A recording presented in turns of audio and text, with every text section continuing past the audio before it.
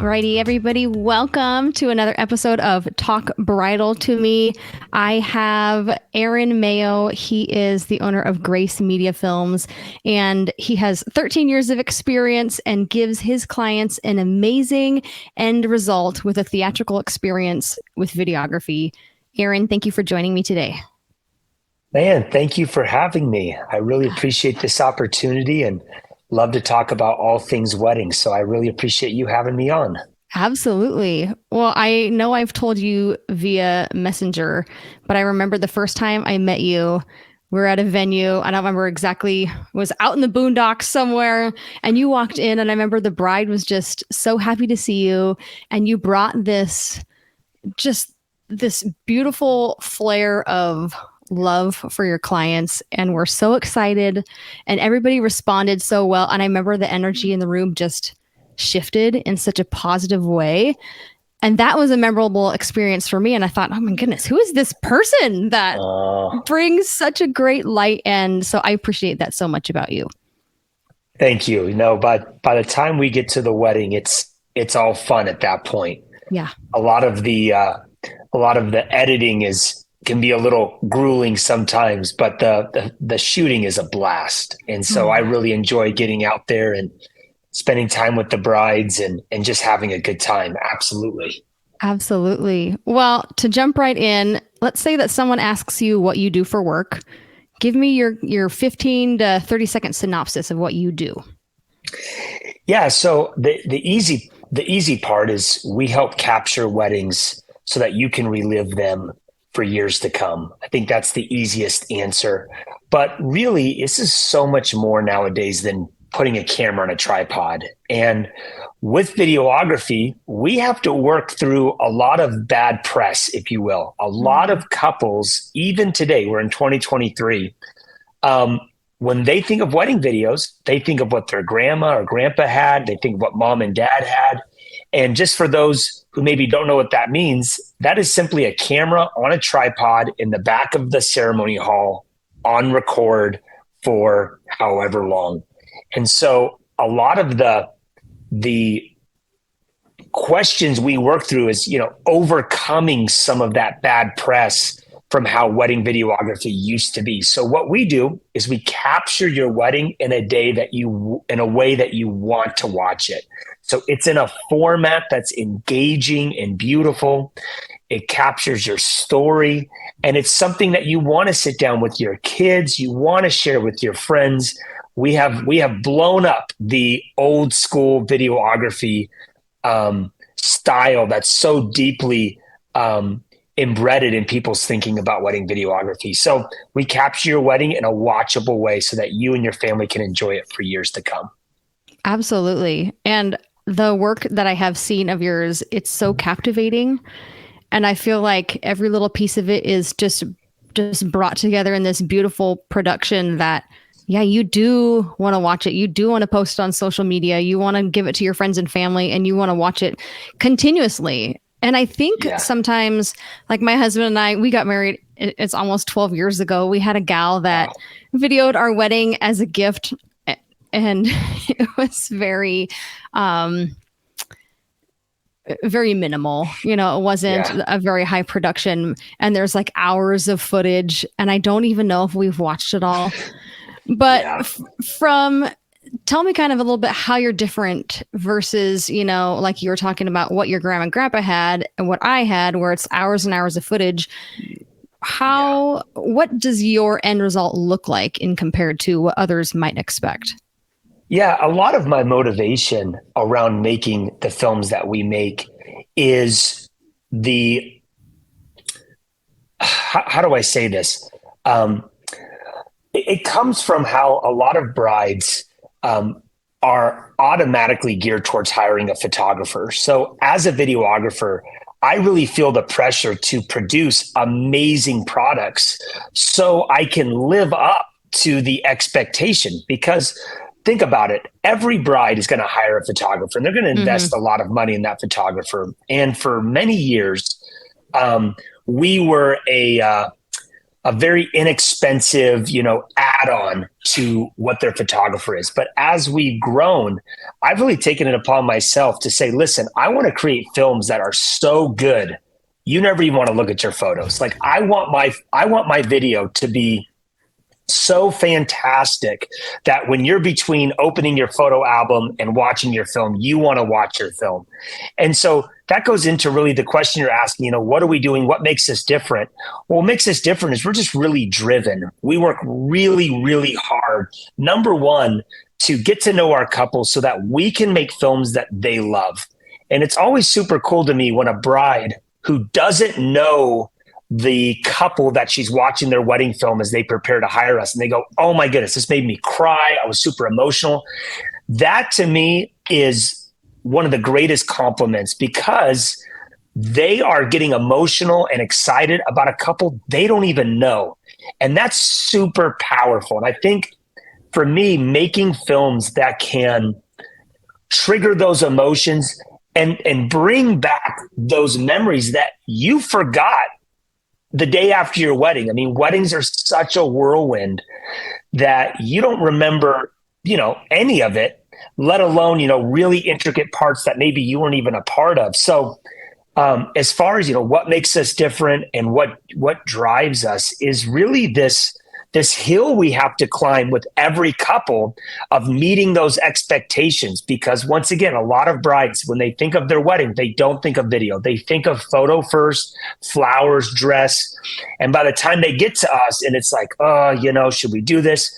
So I really feel a passion about when I give you this film. I mean, I want to blow your expectations. I want this to be so amazing that not only do you love it, but you share it with your friends and family.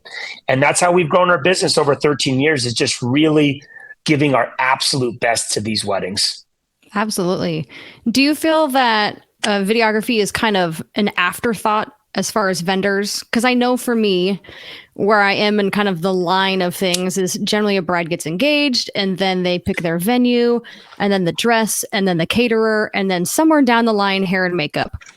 Do you feel like you're often that person that they hire if they have the extra room in their budget? Or is it one of the first thoughts that people go to and say, I want a videographer?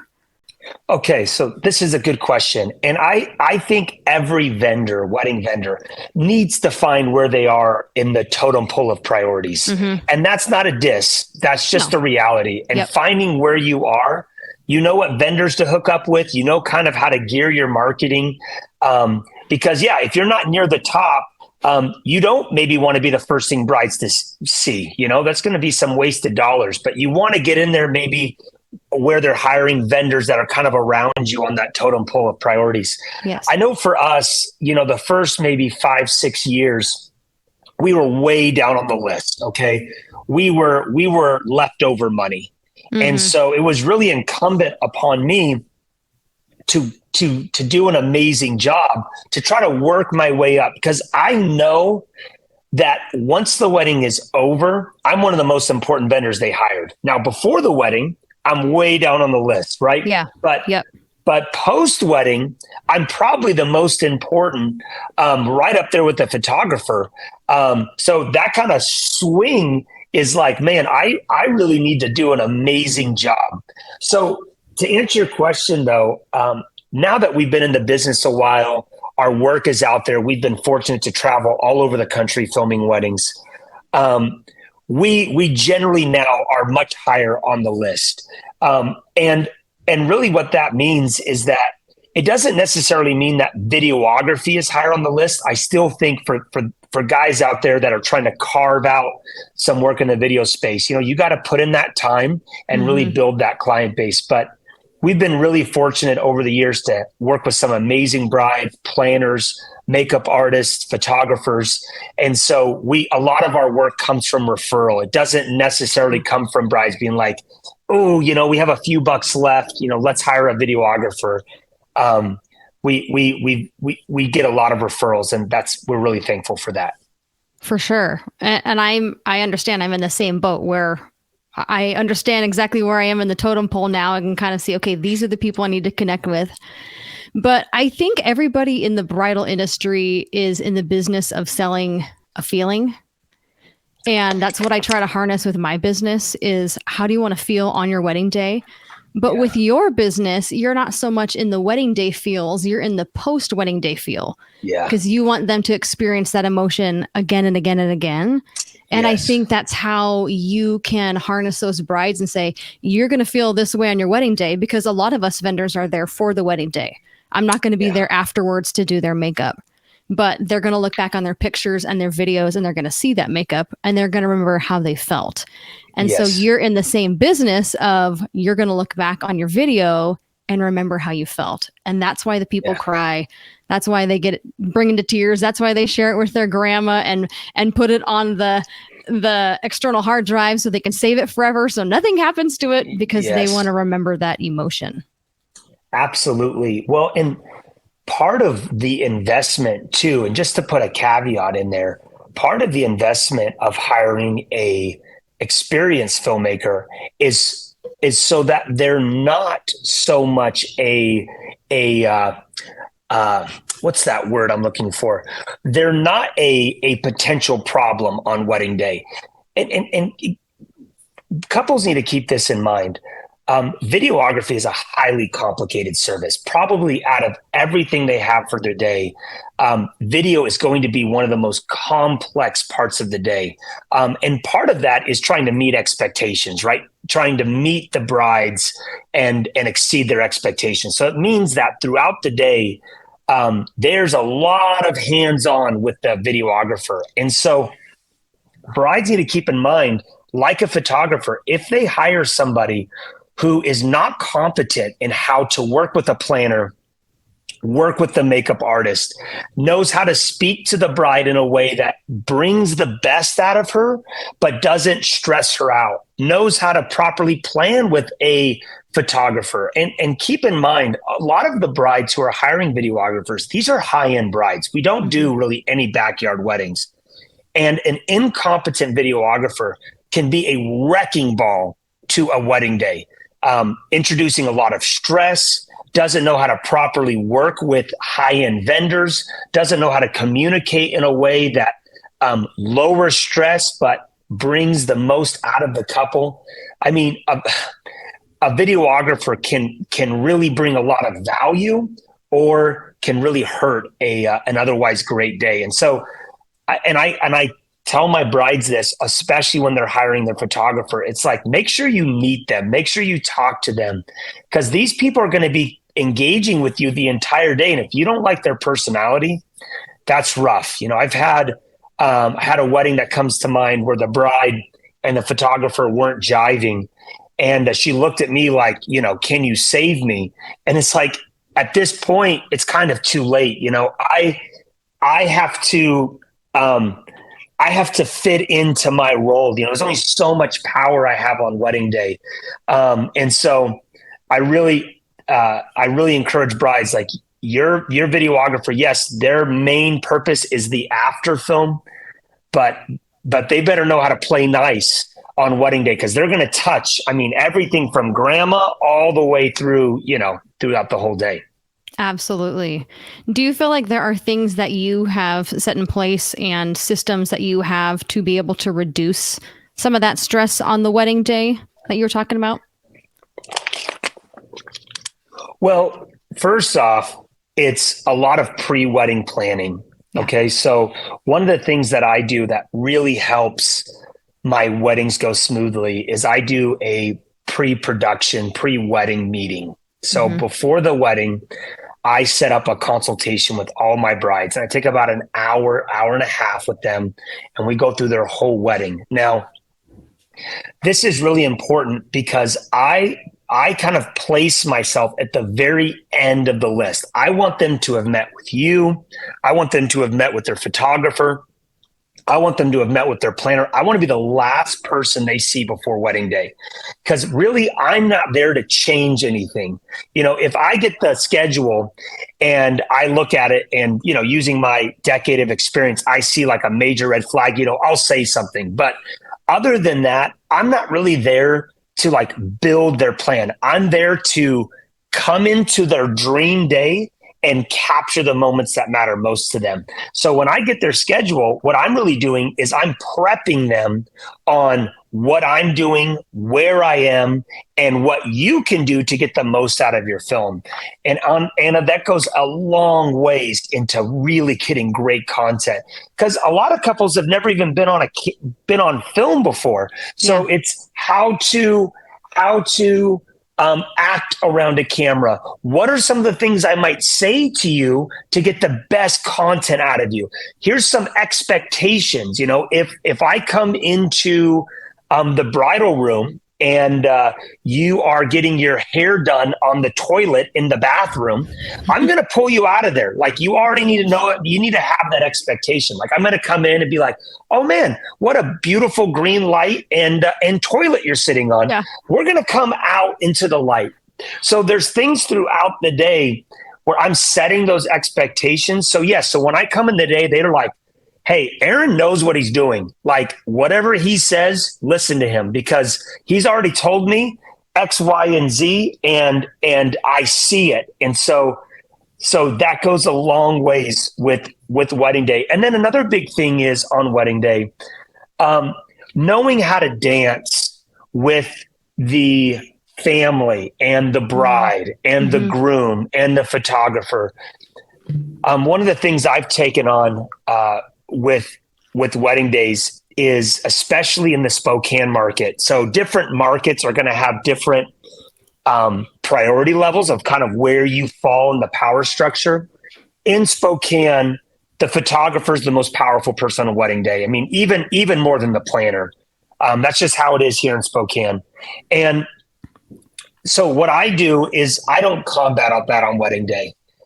The photographer's the boss. And what my job is to work within the playroom that photographer gives me to get the most content.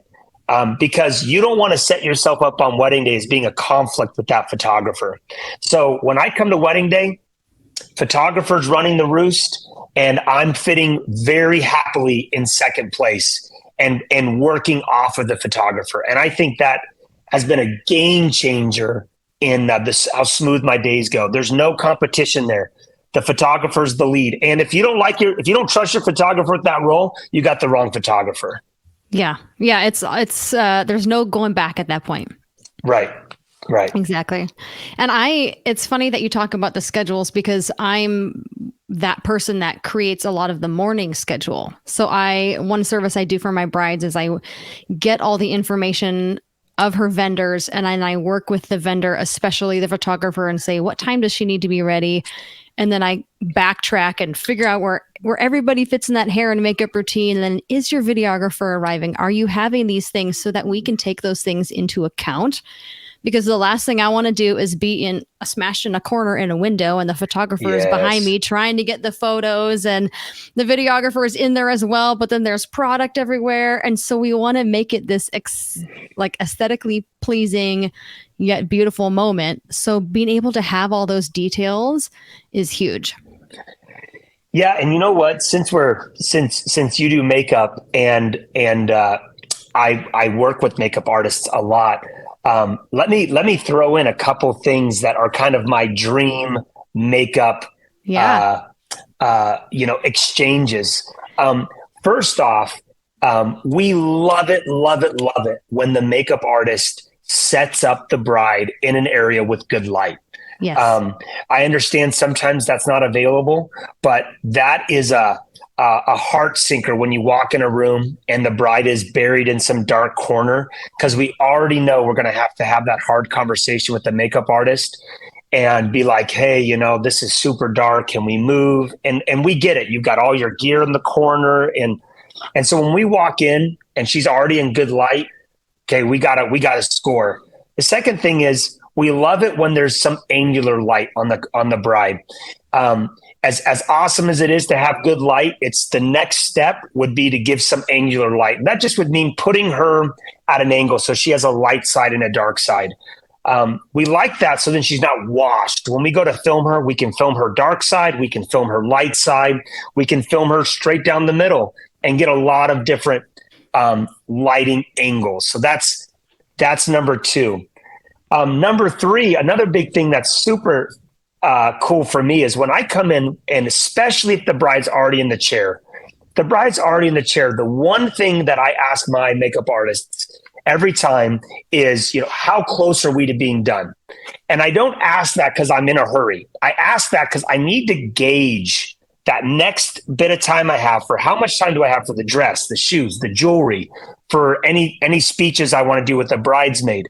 That question is not, can you hurry up? That's simply how much time do I have to work with? Because I know what the schedule says, but I also know that sometimes makeup artists have really good days, man, and they're just screaming through that makeup. Everything they do is magical. And I ask that question because we've all had it where you go in and the makeup, you think, oh, I got 10, 15 minutes. And you turn around, you turn back, and mom's in the chair. And that's tough because now I got to get mom out of the chair. I got to get the bride back in it. And now nobody's friends. So I come in, hey, how much time do I got? And if the makeup artist is like, listen, we got 15 minutes and I'll save a couple things for you. Perfect. That's all I need to know. I'm gone. Because I don't really want to be there, when they're doing the tribal makeup and they're doing all of the, 14 layers. All I want to be there for is a few awesome brush moves, maybe lips, maybe a couple little things. But I want them to be real.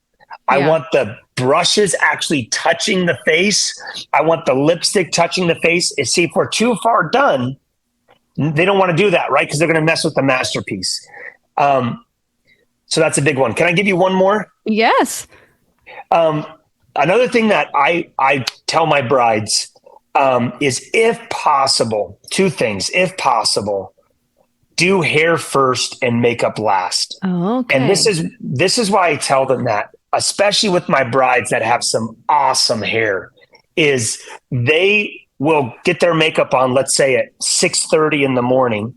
Then they'll go into hair at 7, and they'll have 2.5 hours of hair. And, then first looks at 10:30. Mm-hmm. The problem with that for me is she's cried, somebody's kissed her, she's wiped her face. She's done about 9 things between 6:30 in the morning and 10:30 when she has first look. And I think she's beautiful with no makeup. So it's really how she feels. But I kind of already know if there's too long of a stretch between makeup and first look, it's just not going to be fun for her. You already know it. She's going to cry, and somebody's going to touch her, and it's just going to be a mess. So, and then the second part of that is your makeup should be ending somewhat close to when the first time you're on camera.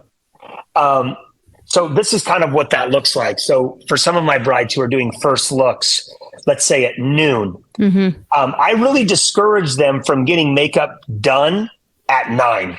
Yeah. If they've got a half hour, 45-minute makeup window, I'll say, listen, if your first look's at noon, it takes you, let's say, 30 minutes to get in the dress. You should be wrapping up makeup at 11:45. That's what I tell my brides. And I say that for the same reason. I'll have brides, their makeup's done at, 7 in the morning, and they don't have a first look. Ceremony's at 3:30, and they're not doing any pre-wedding photos. And I'm like, that's not going to work. So that, but that's just some of the things I tell my brides. Yeah. And I think it can vary too. I always tend to put my brides, say there's a bridal party of 5, including the bride, she's going to go somewhere in the middle because I don't want her dead last, because I don't want, if we're rushing on anybody, it's not going to be the bride. It's going to be a bridesmaid, someone that's a little farther down the line. Yes. And for me, I love it when I can do makeup first, because I really get it into the hairline and really just like zhuzh it in there and make sure there's not like some, mask like finish on it. That's good. And so, and then that way, by the time it's, say she has to be ready at noon, by the time she gets into the hair chair at 10:30, and then the florist is coming in and the cake is coming in and people are asking her questions.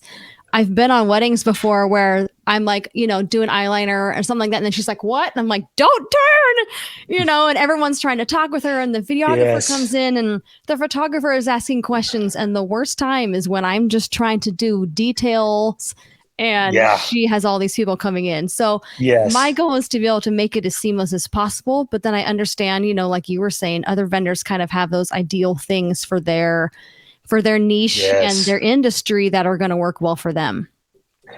Yeah. And I think ultimately you just said it's like whatever's best for the bride. I mean, I Yep. think for us, we can do magic with very little. Yeah. And I think as long as the bride is happy, we're happy. And sometimes that means that her makeup's already done and she doesn't get makeup shots, but that's okay. I mean, if that's ultimately what makes her feel comfy on the wedding day, that's what matters to us. Yep.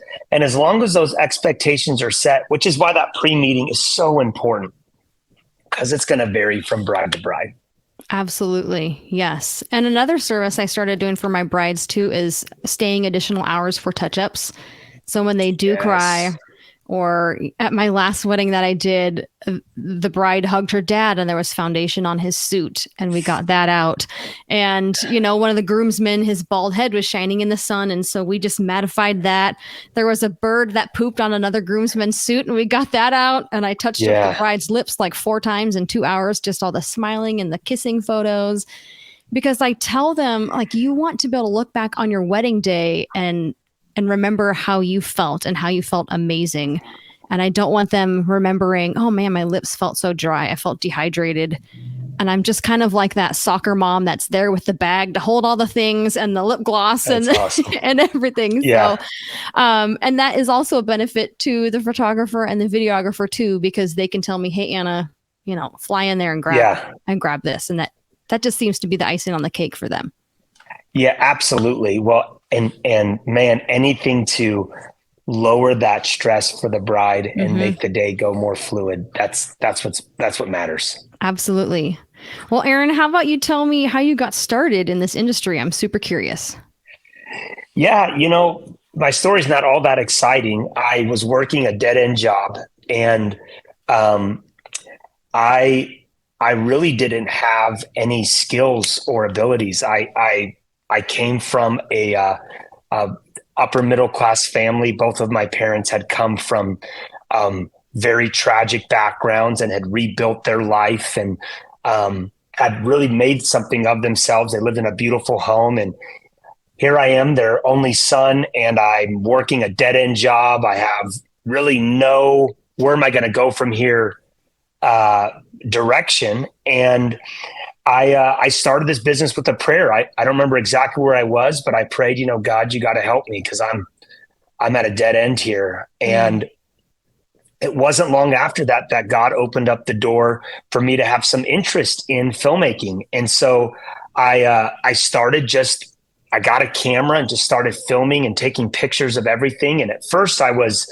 kind of a jack of all trades. I was doing a lot of different jobs, just trying to get something to stick. And pretty quickly figured out like I'm never going to be good at everything. I kind of have to pick one skill and just go after that.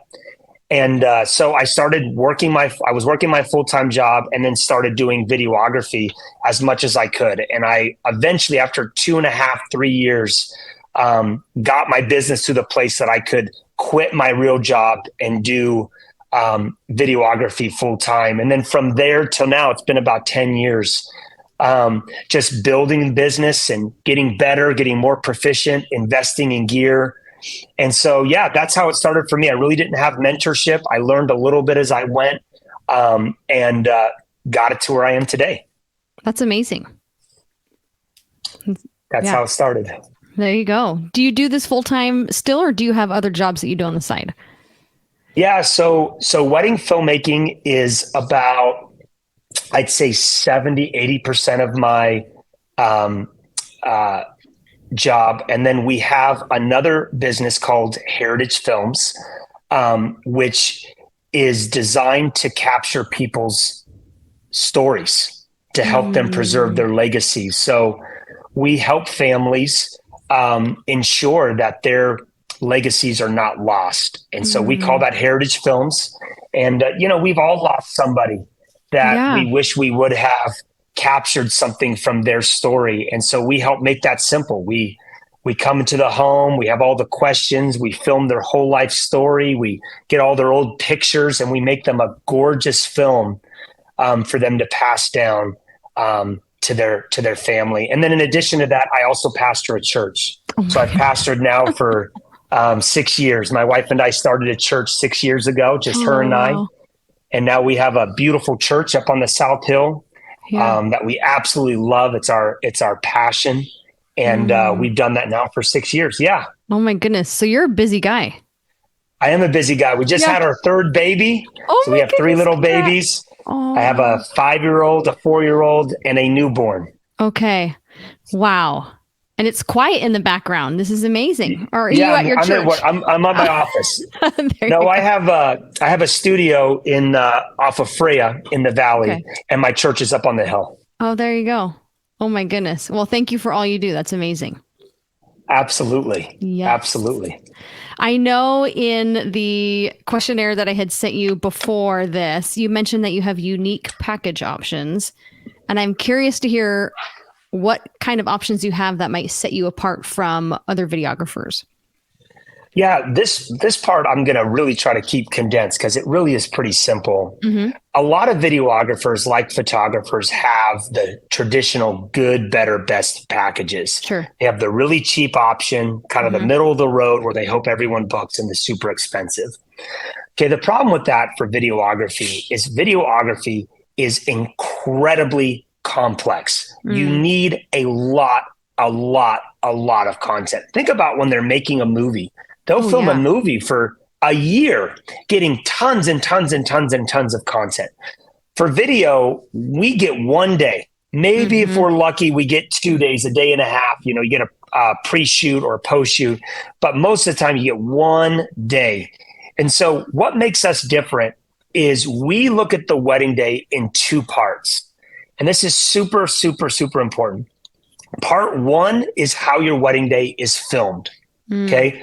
That's its own conversation. How is your wedding day captured?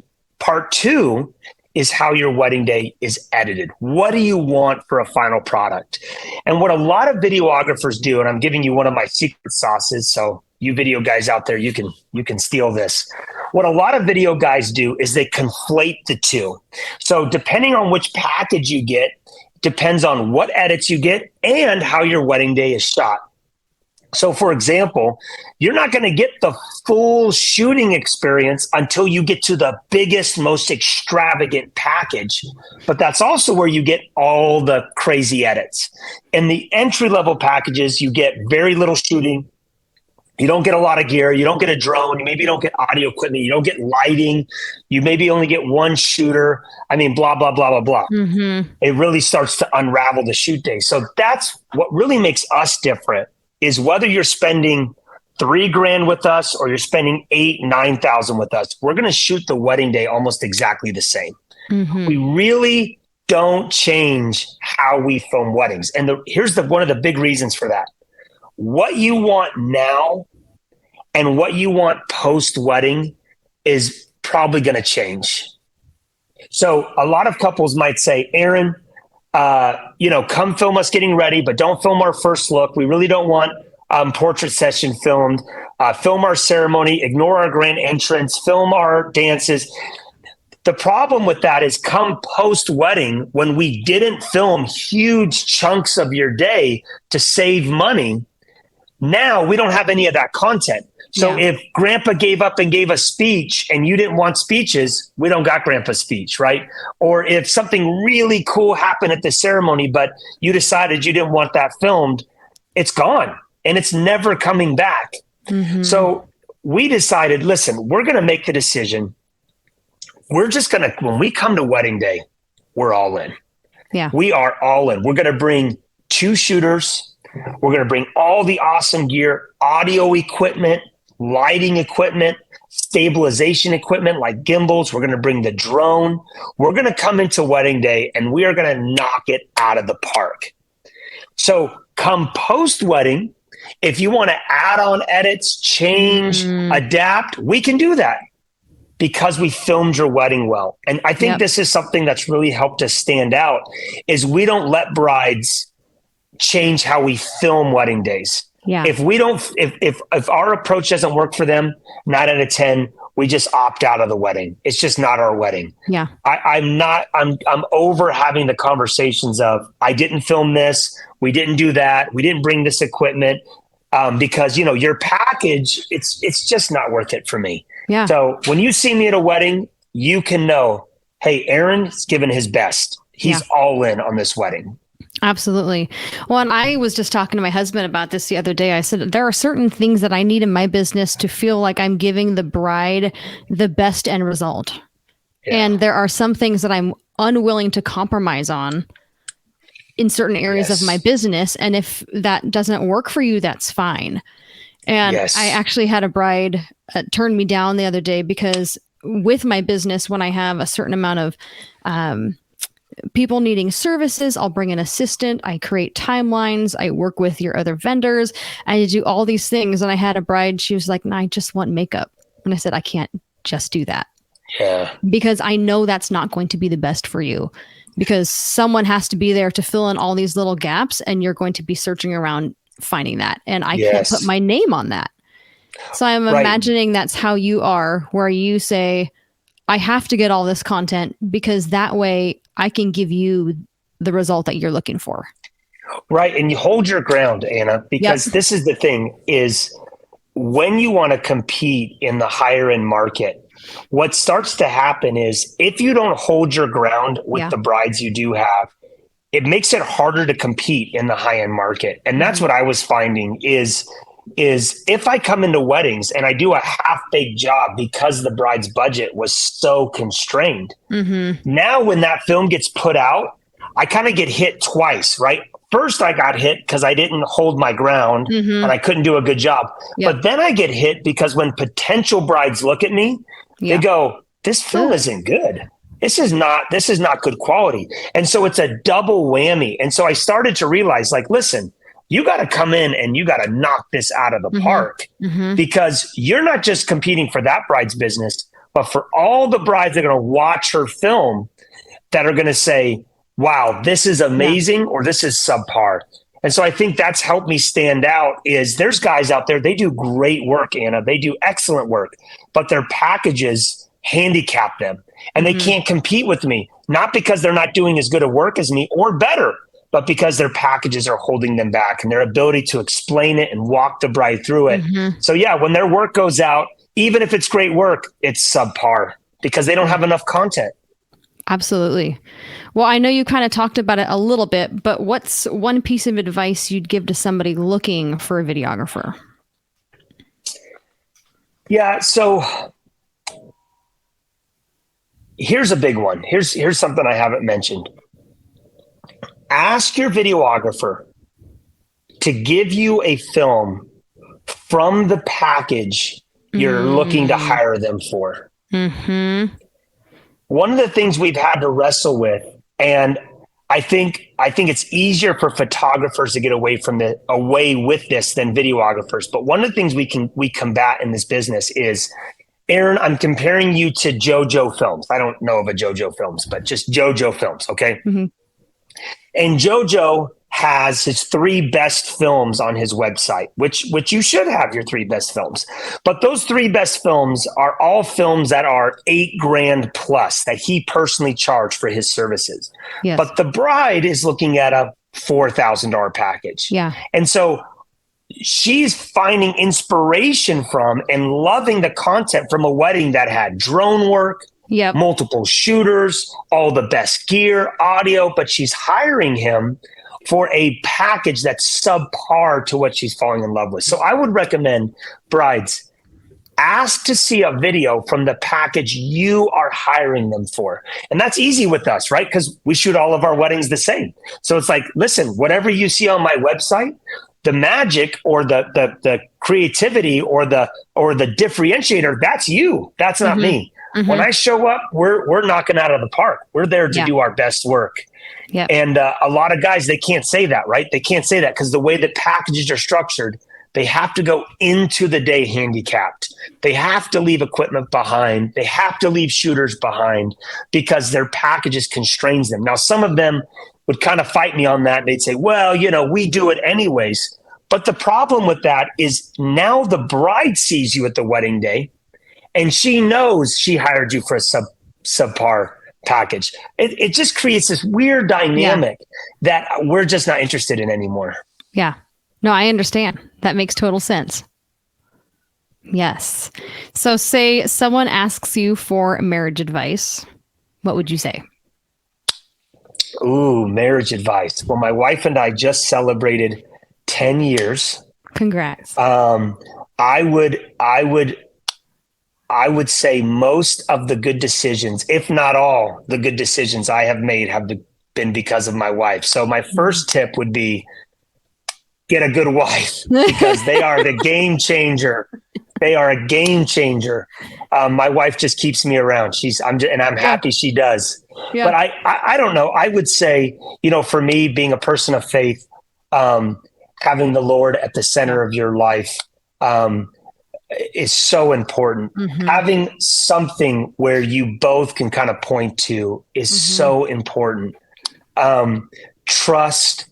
I think, man, I'll say this one. Maybe this is a little controversial, but man, make sure you're on the same page with your finances. Mm-hmm.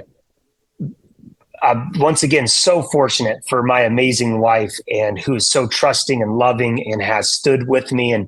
But we've just been so transparent about where we are financially, what our goals are, where we want to go in life. Yeah. And we figured out a lot of that before marriage. And so once we got married, man, it's just been absolute bliss. It's been absolute bliss. And very, very, very thankful for my wife. Good. Well, I'm sure she's wonderful. She's amazing. Good. She's amazing. Well, where can listeners find you online? Yeah, so gracemediafilms.info is our website. You can check us out there. If you're interested in our heritage work, that's ourheritagefilms.com. And you can find us there. We're also on Wedding Wire, The Knot. We're on Style Me Pretty. We're on Zola. We're on all the different little apps. And you can find us all over the place. Perfect. Well, thank you so much for joining us today, Aaron. It's been a pleasure. Thank you. And I really appreciate you having me on and wish you all the best, Anna. Thank you.